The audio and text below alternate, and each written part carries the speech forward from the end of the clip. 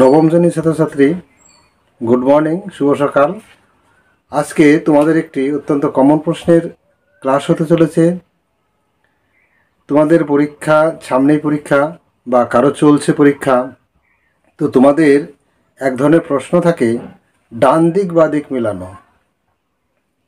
আজকে মূলত সেই ডান দিক বা দিক মেলানো প্রশ্নের উত্তর নিয়েই এসেছি তোমাদের কাছে। যে ক্লাসটি অত্যন্ত কমন এবং অত্যন্ত গুরুত্বপূর্ণ, কারণ এখান থেকে বেশিরভাগ প্রশ্নই এসে থাকে। এছাড়া এই প্রশ্নগুলি অন্যভাবেও আসতে পারে, এক কথায় উত্তর বা সঠিক উত্তর বেশি লেখো, শূন্য স্থান পূরণ, যে কোনোভাবে আসতে পারে। তো তোমরা যদি সঠিক উত্তর জানো তাহলে যেভাবেই আসুক তোমরা সেই প্রশ্নের উত্তরগুলি করতে পারবে। আরেকটি কথা, যারা উচ্চ মাধ্যমিক পাশ করেছো কিংবা ডিগ্রি পাশ করে বিভিন্ন প্রতিযোগিতামূলক পরীক্ষা দেবে, তাদের জন্য এই প্রশ্নগুলি অত্যন্ত কমন প্রশ্ন, কারণ এই প্রশ্নগুলি ডাব্লিউবিসিএস, পুলিশ, রেল বা অন্য যে কোনো প্রতিযোগিতামূলক পরীক্ষাতে আসে। তো ভিডিওটি প্রত্যেকেই দেখবে, সবার জন্যই কমন। আর ক্লাস 9-এর জন্য তো খুবই কমন, কারণ তোমাদের দেখবে এই প্রশ্নগুলি পরীক্ষার মধ্যে থেকে থাকে। দেখো তো আজকে তোমাদের জন্য কি প্রশ্ন আছে। দেখবে পরীক্ষাতে ডান দিক বা দিক মেলানো প্রশ্ন থাকবে, সেই রকম সেটেরই প্রশ্ন। 1 নম্বরে আছে আমি রাষ্ট্র।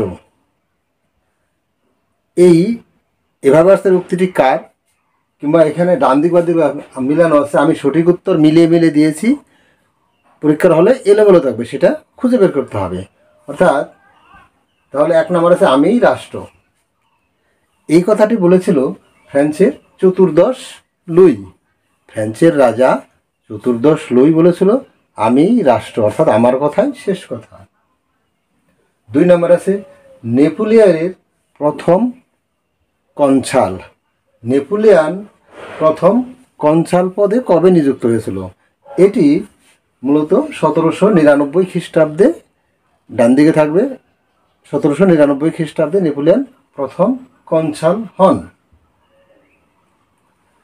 3 নম্বর প্রশ্ন আছে 14ই জুলাই 1789 খ্রিস্টাব্দ। তাহলে এই সালটা কি হয়েছিল না, এই দিনটিতে বাস্তিল দুর্গের পতন হয়েছিল। ফ্রান্সের জনগণ বাস্তিল দুর্গের পতন করে 14ই জুলাই 1789 খ্রিস্টাব্দে। 4 নম্বর আছে spirit of the law. Spirit of the law এই গ্রন্থ, একটি গ্রন্থের নাম। তো এটি কার লেখা? এটি হলো মন্তেস্কু। ডান দিকে আছে মন্তেস্কু, থাকলে মন্তেস্কুর লেখা। 5 নম্বর আছে ত্রয়োদশ লুই। ত্রয়োদশ লুই, ত্রয়োদশ লুই কী হবে? ত্রয়োদশ লুই বুর্ব বংশের প্রতিষ্ঠা করে। ফ্রান্সের বিপ্লব প্রাককালে যে বুর্ব বংশ ছিল, সেই বংশের প্রতিষ্ঠাতা হলো ত্রয়োদশ লুই। ত্রয়োদশ লুই। 6 নম্বরে টাইদ। টাইদ, টাইদ কী হবে না, টাইদ হবে ধর্ম কর। টাইদ হলো ফ্রান্সে যে কোনো প্রকার ধর্ম করতে গেলেই সেই গির্জাতে একটা কর দিতে হতো, পোপদের একটা কর দিতে হতো, সেই করটার নাম হলো ধর্মকর। টাইদ হলো ধর্মকর। 7 নম্বর আছে নেপোলিয়ন বোনাপার্টের সম্রাট, অর্থাৎ নিজেকে তিনি সম্রাট বলে ঘোষণা করেছিল। এটা কত খ্রিস্টাব্দে হবে? এটা হবে 1804 খ্রিস্টাব্দে। 1804 খ্রিস্টাব্দে নেপোলিয়ন নিজেকে ফ্রান্সের সম্রাট বলে ঘোষণা করে। 1804 খ্রিস্টাব্দে নেপোলিয়ন ফ্রান্সের সম্রাট বলে নিজেকে ঘোষণা করে। এরপরে 9 নম্বরে আছে ধর্মীয় মীমাংসা চুক্তি। ধর্মীয় মীমাংসা চুক্তি, অর্থাৎ নেপোলিয়ন পোপদের সঙ্গে একটা ধর্মীয় মীমাংসা চুক্তি করেছিল। এটা কত খ্রিস্টাব্দ হবে? এটা হলো 9 নম্বরে ধর্মীয় মীমাংসা চুক্তি 1801 খ্রিস্টাব্দে। 1801 খ্রিস্টাব্দে যদি থাকে তাহলে ভাবা যায় এটা ধর্মীয় মীমাংসা চুক্তি নেপোলিয়ন করেছিলেন এটা। 10 নম্বরে মহাদেশীয় অবরোধ ব্যবস্থা পরিত্যাগ হয়, অর্থাৎ উঠিয়ে নেন নেপোলিয়ন কত খ্রিস্টাব্দে এই মহাদেশীয় অবরোধ ব্যবস্থা তুলে নেন বা উঠিয়ে নেন? এটা হবে 1813 খ্রিস্টাব্দে। 1813 খ্রিস্টাব্দে। 11 নম্বরে বার্লিন ডিগ্রি ঘোষণা। নেপোলিয়ন বার্লিন ডিগ্রি ঘোষণা কবে করেছিলেন? বার্লিন ডিগ্রি ঘোষণা 1806 খ্রিস্টাব্দে বার্লিন ডিগ্রি ঘোষণা হয়। 1806 খ্রিস্টাব্দে বার্লিন ডিগ্রি ঘোষণা হয়। 12 নম্বরে প্রজাপতি রাজা। প্রজাপতি রাজা, তাহলে প্রজাপতি রাজা কে ছিল? না পঞ্চদশ লুই, তাকে প্রজাপতি রাজা বলা হতো। প্রজাপতি রাজা ছিল পঞ্চদশ লুই। 13 নম্বরে আছে এলবা দ্বীপ। এলবা দ্বীপ, 13 নম্বরে এলবা দ্বীপ। এখানে হলো নেপোলিয়নের প্রথম নির্বাসন, এই দ্বীপেই হয়েছিল নেপোলিয়নের প্রথম নির্বাসন। এই দ্বীপে প্রথম নির্বাসন হয় এলবা দ্বীপে।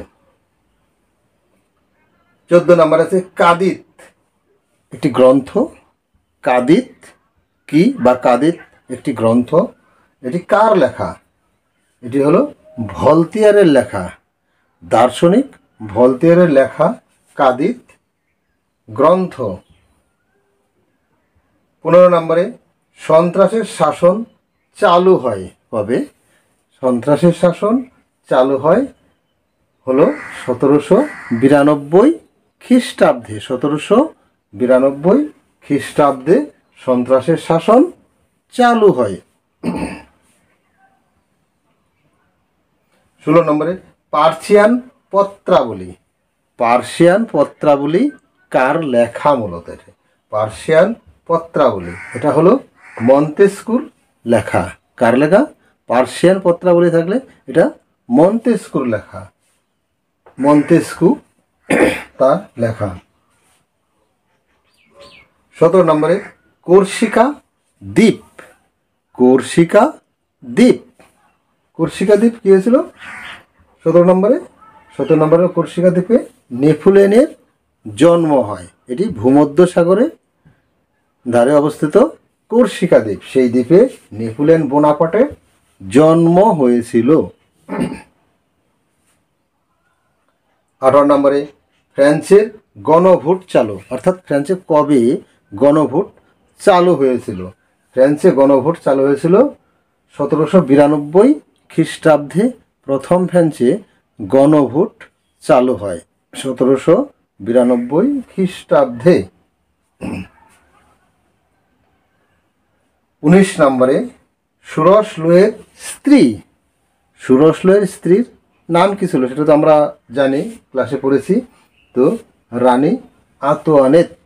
রানী আতোয়ানেত যদি থাকে তাহলে হবে ষোড়শ লুইয়ের স্ত্রী বা ষোড়শ লুইয়ের রানী। 20 নম্বরে গাছেদের রানী। গাছের রানী, গাছের রানী কাকে বলা হয়? গাছের রানী বলা হয় খেজুর বৃক্ষকে বা খেজুর গাছকে। খেজুর গাছকে গাছেদের রানী বলা হয়। তো আজকে তোমাদের এই 20টি প্রশ্ন অত্যন্ত কমন প্রশ্ন। এগুলো তোমরা প্রত্যেকেই অবশ্যই দেখে একেবারে মুখস্থ করে ফেলবে, কারণ তোমাদের পরীক্ষা চলছে তো সে বা রানিং বা কারো শুরু হবে 2-1 দিনের মধ্যেই।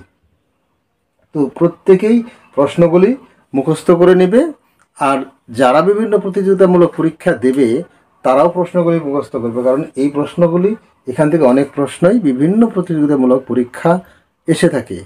কারণ এই মুহূর্তে বিভিন্ন রকম চাকরির বিজ্ঞাপন বেরিয়েছে, তো তোমরা অ্যাপ্লাই করবে এবং এগুলো পড়ে থাকবে অবশ্যই এবং মুখস্থ করেও নেবে।